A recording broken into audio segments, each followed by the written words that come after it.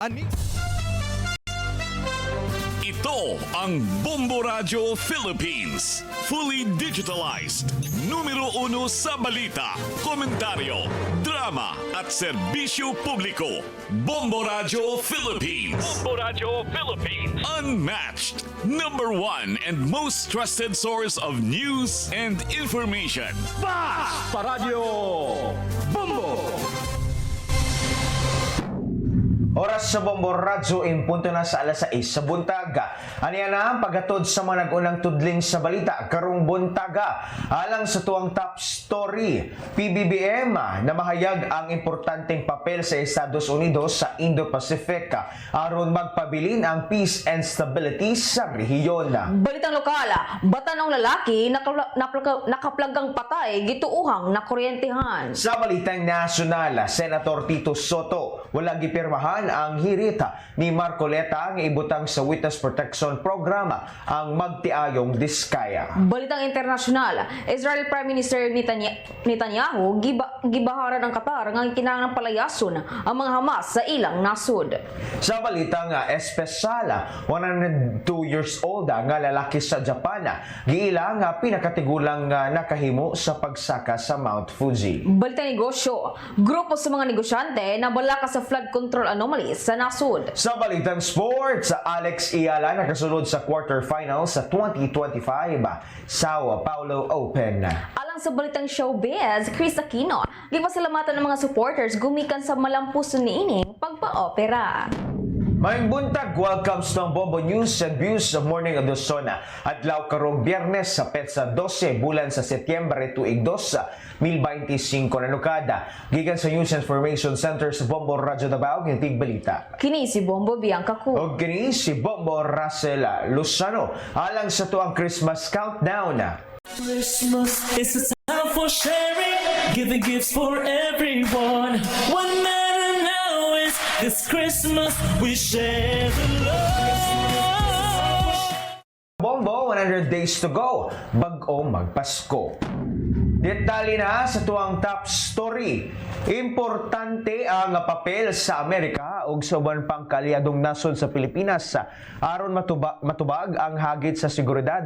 Lakip na ang pagpalambo sa ekonomiya. Kini ang giluwatang pamahayag ni Pangulong Ferdinand Marcos Jr. sa pagtambong niini sa Manila Strategy Forum nga gipangunahan sa Center of International Strategies. Dugang pa sa presidente, halayo na ang naabot sa alyansa sa Pilipinas ug Amerika, ilabi na nga adunay mga trilateral o minilateral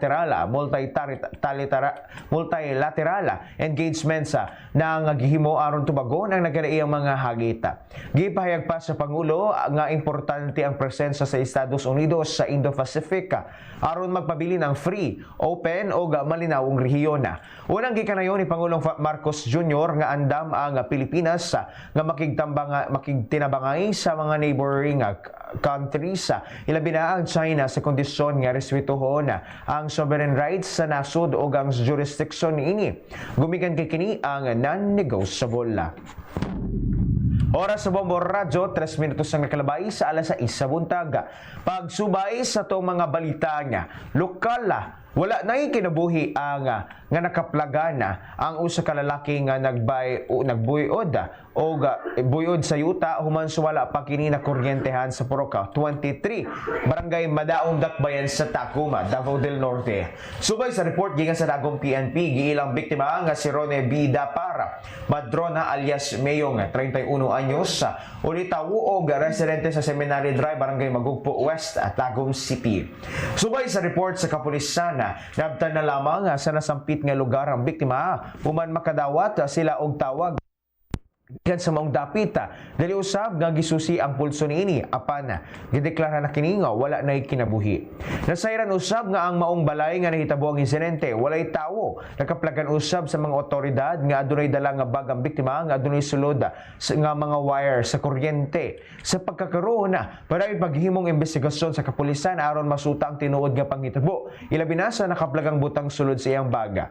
Gisubay na usab sa mga otoridad ang kabanay sa biktima. Nagmalampuson ang nga gipahigayon ang earthquake drill kagapong adlaw sa pipila ka bahin dinhi sa rehiyon.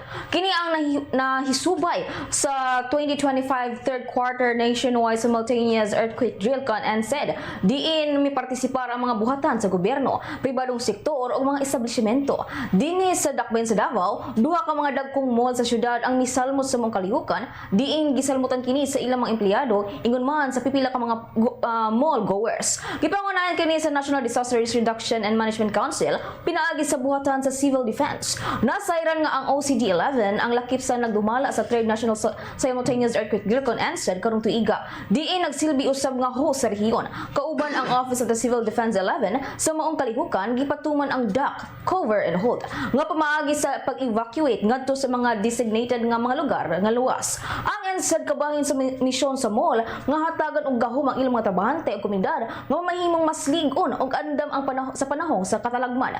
Ang quarterly NSAD nga gipangunahan sa National Disaster Risk Reduction and Management Council con and DRRMC pinaagi sa Office of Civil Defense con OCD nagtumong sa paglambo sa kultura sa kalawasan o kaligon sa tibuok nasud.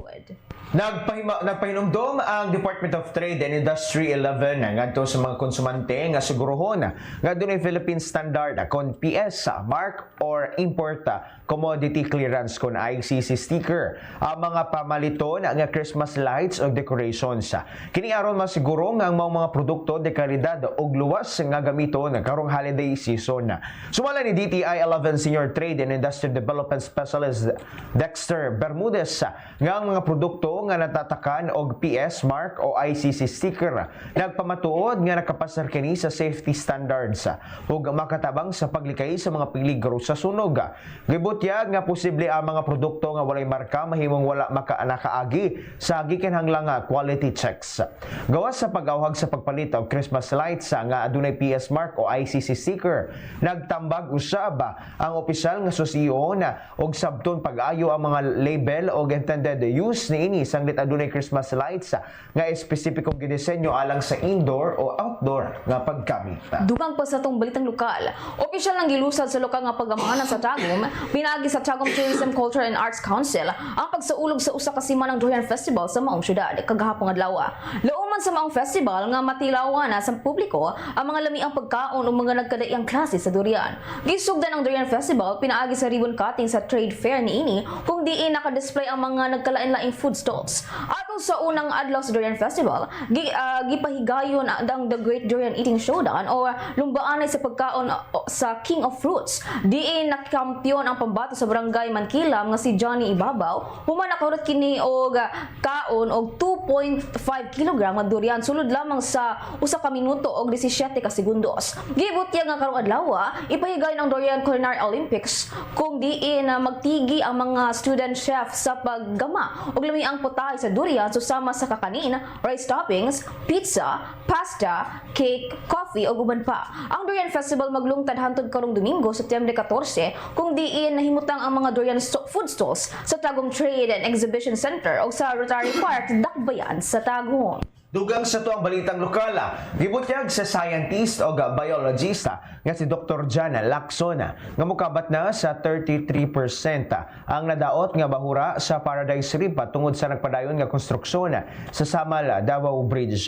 Kalabot niini gikanayon sab ni Attorney Manuel Kibod kinsa din sa College of Law sa Ateneo de Davao University nga ang nagpadayong aktibidad sa isla lakip ang barge anchoring, borehole drilling, soil testing o crane installation na mo'y sumalapay nakapahuyay sa marine ecosystem sa lugar.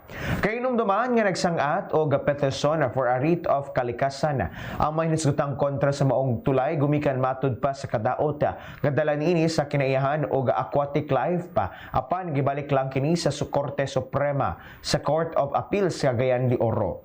Kung asa gipabura na ang construction Human matud pa sa mga benepisyo nga mahatag ini sa kadaghanan o gitawaga nga greater interest. Misugyot ang usa ka konsehal sa Dakbayan sa Davao alang sa papatuman og usa ka uniform nga programa sa seguridad sa pagkaon sa tibuok Dakbayan aron mapalig-on ang paningkamot sa pagkabot sa pagkaon. Gibutyag ni 2nd District Councilor Raf Abella ang panginahanglanon sa mga pagtukod o mga galingan sa bugas sulod sa syudad nga gapag nag-iyahan o pinagdumalaan sa lokal nga pagamhanan. Sumala niya ang plano naglakip sa pagbutang og mga makina sa galingan sa mga lagyong lugar nga adunay mga kaumahan sa humay. Si Abella nga maoy nagdumala sa komitiba sa agrikultura, aquaculture o pagkaon, lagsaysay nga ang kagamhanan sa syudad maoy mugahin sa mga gikinahanglan nga kagamitan. Mulambo sa mga lugar o mutanyag og abono nga pautang sa mga mag-uuma. Tugbang niini ang lokal nga pagamhanan kon LGU maoy mopalit sa ilang mga abot iproseso kini sa mga galingan og ibaligya ang giniling nga bugas ngadto sa mga barangay nga gitumbok nga presyo aron masiguro ang pagkabot sa tanang magkabot ang maluntarong kita. Gibutyag sa konsehal nga nag-angko na sa kagamhanan ang syudad sa 5 ka ektaryang yuta sa Turilo ug karon nagtan-aw sa posibilidad nga mopalit og 25 ka ektarya nga yuta aron tukuron ang usa ka agricultural industrial zone isip kabahin sa ilang inisyatiba alang sa seguridad sa pagkaon. Misa ka na sa 987 ang ginaganon sa mga drug-cleared nga barangay sa Davao Region sumala sa Philippine Drug Enforcement Agency Davao. Ang nagtimaan sa padayon nga kalambuan sa Barangay Drug Clearing Program kon BDCP sa gobyerno. Bato ni PDEA Davao spokesperson Noli Dimaandala, posible pa nga mutaas ang ihap sa wala pa matapos ang tuiga. Tungod kay dagang mga barangay karon ang hapit na makakumpleto sa mga requisitos alang sa validation. Gilausab niya nga ang lig-on nga suporta gikan sa mga lokal o opisyal mao'y dakong tabang sa pagpadayon sa kampanya. Kinunduman nga niadtong Abril sa nakalabay tuig 2024 nasuta nga 967 sa 1,128 ka mga barangay sa rehiyon o 86% ang nadeklarang drug cleared. Paglabay sa usa ka tuig 20 pa ka mga barangay ang nadugang og karon anaa sa 987 na ang kinadimpukan sa bulan sa Setyembre tuig 2025. Subay sa datos karong bulan mao kini ang breakdown sa mga drug cleared nga barangay sa Davao City nga adunay 107, sa Davao del Norte na adunay 206, sa Davao del Norte 182, sa Davao Occidental 175 ug sa Davao de Oro ana ay 215. Gikan na yon sa PDEA nga mo sa kapakini nga numero samtang magpadayon ang proseso sa validation. Ubos sa BDCP ang mga barangay kinahanglan moagi sa mga programa sa rehabilitasyon, livelihood training, preventive measures ug padayon nga monitoring. Ang Regional Oversight Committee on Barangay Drug Clearing nga gilangkuban sa PDEA Department of Interior and Local Government kon DILG ug Philippine National Police mao'y nag-validate sa mga aplikasyon. Ang mga Barangay Anti-Drug Abuse Council usab adunay dakong papel isip unang lakang sa depensa batok sa droga sa ilang komunidad. Samtang gipaklaro usab sa mga otoridad nga dili permanente ang drug cleared status ug kini mahimong bawion kung mabalik ang ilegal nga kalihukan sa barangay. Dungag pa sa ato nga balitang lokal, mas gipalig-on sa Department of Social Welfare and Development kon DSWD-11 pinaagi sa Pantawid Pamilyang Pilipino Program kon 4Ps ang digital og financial literacy sa mga kabos nga panimalay pinaagi sa paghatag og smartphone sa piniling mga benepisyaryo ubos sa inisyatibong iya panalo ang kinabukasan 4Ps Digital Financial Literacy Initiative karong September 12 hangtod 13 ni kasamtangang tuig sa Atrium Hall New City Hall Dakbayan sa Tagum. Ang maong inisyatiba nagtumong sa paghatag sa mga pamilya o kahibalo gamit o kumpiyansa sa responsableng pagdumala sa ilang panalapi sa digital nga panahon. Uban sa suporta sa telecom, ang mga benepisyaryo nga mapili nga dawaton ang ilang grant pinaagi sa electronic cash mauyatagan og smartphones. Kini nga interbisyon na nagsiguro nga ang mga benepisyaryo dili lamang konektado sa digital platforms apan natun-an usab ang hustong paggamit niini aron malikayan ang sayop nga paggamit o maprotektahan sila batok sa risgo sa online. Ang duha ka adlaw nga kalihukan pagatambungan nila Assistant Secretary Elaine F. Falacorna Assistant Secretary Marites M. Maristela o Assistant Secretary Irene Dumlao. Uban ang mga opisyales sa National o Regional Program Management Offices nga representante sa mga partner nga organisasyon.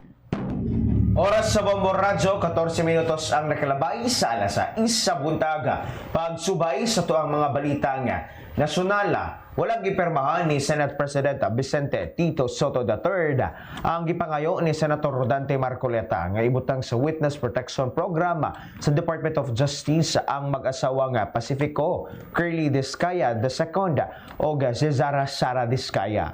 Nakabutang sa sulat ni Marcoleta nga mao ang nangulo sa Senate Blue Ribbon Committee nga nag-imbestiga sa anomalya sa flood control projects. Ang dagan pang impormasyon ang ibulgar sa magtiayong Discaya. Apan gipahayag ni Senador Soto nga unfair sa mga Pilipino nga mahimutang state witness ang mag-asawa gumikan sa kadako sa kwarta nga ilang nakilkil gikan sa flood control project. Dugang gikanayon sa Senate President nga klarong namakak ang magtiayon hinungdan nga dili mapadali ang gipangayo sa mga nahisgutan. Dungan pa sa atong balitang nasyonal, mikusog pa ang kampanya batok sa anomalya sa gobyerno humagipasaka ni Department of Public Works and Highways kon DPWH Secretary Vince Dizon ang unang batch ng mga kasong kriminal sa Office of the Ombudsman. Target sa mga kaso ang pipila ka mga opisyales sa DPWH o mga kontraktor nga matud pa nalambigit sa anomalosong flood control project sa nagkadaiyang bahin sa nasud. Nahilakip sa gilauman sa investigasyon, ilalom sa investigasyon ang mga empleyado sa Bulacan First District Engineering Office, lakip na din na si Kanhin District Engineer Henry Alcantara o Bryce Hernandez nga kasamtangang nabilanggo sa Pasay City Jail human gipahamtangan og contempt order sa Senate Blue Ribbon Committee. Lakip usab sa pasakahan og kaso ang mga kontraktor susama sa Wawaw Builders, Sims Construction, Trading og St. Timothy Construction Corporation nga gipanag-iyahan sa magtiayong Curly og Sara Discaya. Gipayag ni Dizon nga ang makusganong ipasaka ang non-bailable nga adunay kalabutan sa mga ghost projects, substandards nga konstruksyon o panagkonsabo sa mga bidding process. Usa sa mga hisgutan sa kaso, mao ang tulo ka flood control project sa Oriental Mindoro nga gipunduhan ubos sa 2025 General Appropriation Act. Bisan pa man niini sa milyong pondo, walang aktual na instruktura ang napabarog sa usa ka sapa. Gipaniguro sa Bureau of Jail Management and Penology kon BJMP nga walay VIP treatment ang madawat ni Engineer Bryce Hernandez sa Pasay City Jail. Human kini nga gibalhin gikan sa PNP Custodial Center, gipahayag Custodial Center. Gipahayag ni BJMP spokesperson J-Rex Joseph Bostenera nagpatumandayon og dugang seguridad sa kakulungan human sa paghiabot ni Hernandez. Sa kasamtangan nagsolo kini sa iyang selda isip kabahin sa mandatory quarantine protocol alang sa mga bag-ong miabot sa bilanggo. Wala gitugutan na ang bisan si kinsa nga ubanan ang bag-ong sulod nga inmate go samtang ana sa quarantine period og kasamtangan gidili ang pagdawat sa bisita kang Hernandez. Samtang ana kini ilawom sa naisgutang proseso Sir Engineer Hernandez ang gisulod sa Pasay City Jail gumikan sa contempt order sa Senate Blue Ribbon Committee nga dunay kalabutan sa gihimong investigasyon. Giimbestigahan ni Deputy Speaker Janet Garin sa Iloilo nga si Pacifico Curly Discaya II may tungod sa gikita nga gipanag-iyahan ni ining construction firms gikan sa walo halos una ka tuig 2016 ang miabot sa binilyon ka peso ubos sa administrasyong Duterte. Ang magtiayong Discaya ang nanag-iya sa St. Timothy Construction ug uban pang kumpanya nga nalambigit sa questionableng proyekto sa DPWH kon Department of Public Works and Highways ang nasentro sa investigasyon sa House Infra Committee. Giimbestigahan ni Garin si Curly sa financial statement sa ilang mga kumpanya nga gisubmitar sa Securities and Exchange Commission (SEC). Gipakita sa dokumento nga ang mga kumpanya nga konektado sa Discaya ang nagkanayon nga zero ang kita nila kaniadtong tuig 2014 og tuig 2015 og 99.25 million pesos lamang kaniadtong tuig 2016. Hugot nga gipanghimakak ni Ako Bicola Party List Representative Zaldico ang alegasyon ni Baguio City Mayor Benjamin Magalong sa matud pa malusong flood control projects. Matud pa sa magbabalaod nga walay klarong detalye ang mga pasangil ni Magalong apan gihusgahan dayon kini Gikusuno sab niini ang pagkapatas ni Magalong kung ilakip kini sa paggamunaong independent commission nga mag-imbestiga sa nisgutang isyu. Dugang paniini nga dili makaturangon ang investigasyon kung sa kamiyembro sa komisyon ang nagpagawas na og mga akusasyon sa media so wala pa kini ang nagsugod. Oras sa Bombo Radyo, 19 minutos ang nakalabay sa alas 6 sa buntag. Detalye sa ito ang mga balitang internasyonal. Wala na tandoga si Israeli Prime Minister Benjamin Netanyahu solga sa pipilakanasood human ang pagpangatake niini sa Qatar. Gipasidaan na niini ang Qatar nga magpadayon sila sa pagpangatake sa higayong dili mapalayas ang mga Hamas sa ilahang nasod. Dugang paniini nga dili lamang ang Qatar apan ang tanang nasod nga nagtago og mga terorista nga gikinahanglang pahawaon ang mga naisgutan. Kay nung dumaan nga mahimo og airstrike ang Israel sa Qatar isip pagparimalos sa pagpamusil sa Jerusalem nga gikamatay sa unom ka tawo. Nasamda ng tulo ka mga estudyante sa pagpamusil sa Evergreen High School sa Evergreen, Colorado. Gidala sa ospital ang mga nasamdang mga biktima samtang gipatuman ang lockdown sa tulunghaan. Kini ang ika-47 kung 47 nga pagpamusil sulod sa tulunghaan sa Estados Unidos karong tuiga o 24 niini sa kolehiyo samtang 23 sa K-12 school grounds. Samtang gipakisayran sa mga otoridad ang motibo sa krimen o gipagnita na ang pipila ka mga sospek. Katapusan sa itong balitang internasyonal, gipanghamakak sa Russia nga plano nilang atikihon ang Poland kini human sa paghagsa sa Poland ang 19 drones sa Russia nga misulod sa ilang airspace. Nahitabo kini sa overnight attack sa western Ukraine. Gipahayag sa Russian Defense Ministry wala sila bisan unsang plano nga moatake sa Poland. Dugang paniini ang maximum raid sa UAB nga gigamit sa pag-atake sa Ukraine ang wala milagpas sa 700 kilometers. Oras sa Bombo Radyo, 21 minutos ang nakalabay sa alas 6 sa buntag. Detalye sa tuwang balitang espesyal. Nagpakita sa talagsaong kusog o determinasyon ang 102 years old nga lalaki sa Japan. Gumikan kay nahimo kini nga pinakatigula nga tawo nga na malampuso nga nakasaka sa pinakaibabaw sa Mount Fuji. Ang pinakataas nga bukid sa Japan. Ang iyang kalampusan ang nahimong na makakadayeg. Gumikan kay gihimo kini niya human malagpasan ang seryosong gibati. Lakip ang heart failure. Gila sa Guinness World Records si Kokichi Akuzawa nga oldest person to climb Mount Fuji, male category. Nakaabot kini sa ibabaw nga adunay gitas-on nga 12,388 feet ang pagsaka ni Akuzawa sa Mount Fuji.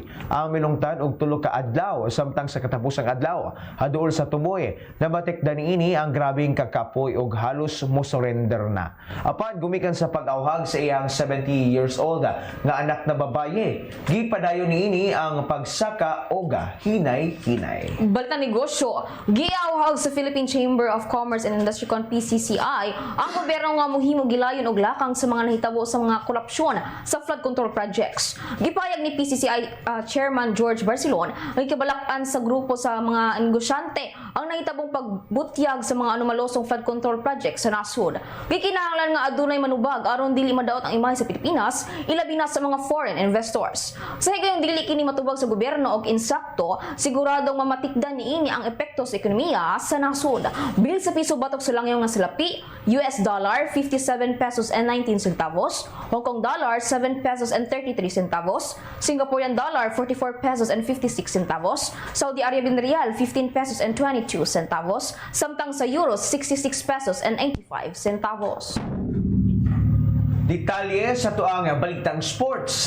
Nakasulod na sa quarterfinals sa 2025 Sao Paulo Open sa Brazil si Pinay tennis star Alex Ayala. Nadomina niini ang dula batok kang Julia Reyra sa Argentina nga sa score na 6-1, 6-4 sa round of nga 16. Kini ang ikatulong panagatbang ni Ayala og Reyra og diin ang una gipildi niini ang Pinay tennis player sa 2024 French Open qualifier. Pagkatapos sa pipila ka bulan nakabawi si Ayala sa score nga 6-3, 6-1 sa gipagayong ITF W100 carry. Alang Alang sa balitang showbiz, gipasalamatan ni Chris Aquino ang mga supporters ni ini. Human nga na malampuson siya sa iyang operasyon. Sa iyang social media account, nagpost kini og hulagway. Kauban ang duha kanyang mga anak nga si Joshua ug Bimbi. Samtang kini nagpaayo. Gipaambit usab niini nga sulod sa 5 kaadlaw sa pagpadayong pag-ampo sa mga fans, midugay pa kuno ang iyang kinabuhi. Gipailalom kini sa operasyon gumikan sa iyang autoimmune disease. Ang kinangduman nga gikan sa Tarlac ang gibutyag sa Queen of All Media nga nanimuyo kini sa private residence sa Makati. Atong balikan ang mga uluhan sa itong balita karong buntaga ang tuwang top story. PBBM na mahayaga ang importanteng papel sa Estados Unidos sa Indo-Pacific aron magpabilin ang peace and stability sa rehiyon. Balitang lokal, batan-ong lalaki nakaplagang patay gituuhang na kuryentehan. Sa balitang nasyonal, Senator Tito Soto wala gipirmahan ang hirit ni Marcoleta nga ibutang sa Witness Protection Program ang magtiayong diskaya. Balitang internasyonal, Israeli Prime Minister Benjamin Netanyahu gibaharan ng Qatar nga kinahanglang palayason ng mga Hamas sa ilang nasud. Sa balitang espesyal, 102 years old nga lalaki sa Japan giila nga pinakatigulang nga nakahimo sa pagsaka sa Mount Fuji. Balitang negosyo, grupo sa mga negosyante nabalakas sa flood control projects anomaly sa nasud. Sa balitang sports, Alex Iala nakasulod na sa quarterfinal sa 2025 Sao Paulo Open. Alang sa balitang showbiz, Chris Aquino, gipasalamatan ang mga supporters gumikan sa malampuson niini ang pagpa-opera. Alang sa tong Christmas countdown, Christmas is a time for sharing, giving gifts for everyone. What matters now is this Christmas we share the love. Kabombo, 104 days to go bago magpasko. Ug mao kana naglangkob sa tuang Bombo News and Views sa morning edition adlaw karong Biyernes petsa 12 bulan sa Setyembre 2025 na nagkada gikan sa News Information Center sa Bombo Radyo Davao kay Tigbalita. Kini si Bombo Bianca Cruz. O kini si Bombo Russell Lozano para sa the number 1 in most trusted source of news and information. Basta radyo. Bombo!